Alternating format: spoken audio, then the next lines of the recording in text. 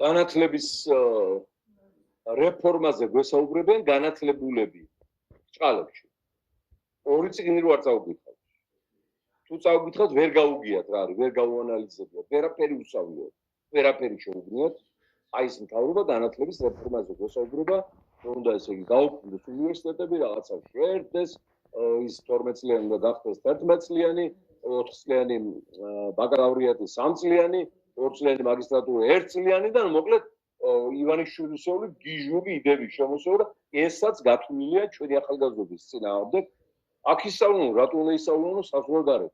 როდესაც იქ პრობლემები შეიქმნებათ ამ რეფორმის გამო, ანუ აღარ ჩაითვლება ჩვენი მაგისტრატურად, ჩვენი ბაკალავრიატი ბაკალავრიატად, ჩვენი სადოქტორო დოქტორანტურად იქ ევროპა, ამერიკაში. ეს მძლივს დავახლოვდა სტანდარტიზაციით და სერიოზული პრობლემა იყო ჩვენი დიპლომების იქ აღიარება და მახსოვს მე ძალიან ბევრს დარბოდი კონკრეტულად და ბრიუსელში რომ ეს პროცესი დაჩქარებულიყო. როგორც იქნა მივახციეთ ამ ბოლონის სქემით და ყველაფერი. ეხლა მას ყველაფერს შლიან, იმიტომ რომ ეშინიათ ახალგაზრდების ნახეს რა დაუმორჩილებელი მებრძოლი თაობა იზრდება, რომელიც ვერ გატეხეს ვერც ციხით, ვერც რეპრესიით, ვერც ზეწოლით, მუქარით.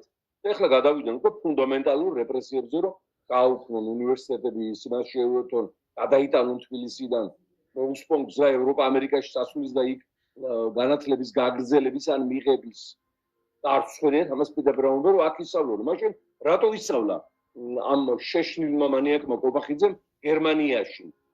რატო წავიდა სასწავლებლად თუ ცუდი იყო იქ სწავლა? ამ პაპუაშვილი იმ თავისი მონგოლური კოჩრით რატო იყო გერმანიაში და რატო იღებდა განათლებას და იცავდა დისერტაციას? ან რატო წაიყვანა ღარიბაშვილმა სამთავრობო VIP ჯეტით თავისი შვილი პენსილვანიის უნივერსიტეტში? ან რატო ცხოვრობს ვაშინგტონში ვოლსკის შვილი, რუსეთის საგარეო დაზვერვის აგენტის შვილი? დარწმუნებულად შვილებსაც ასწავლიდა ამ აგენტობანია. ან რატომ ცხოვრობს იგივე ამერიკაში ალუდა აგვარია უშაურია პეტელაურია იმისი შვილები რატო გააჩინეს იქ ბავშვები რომ ამერიკის მოქალაქეობა მიიღოს?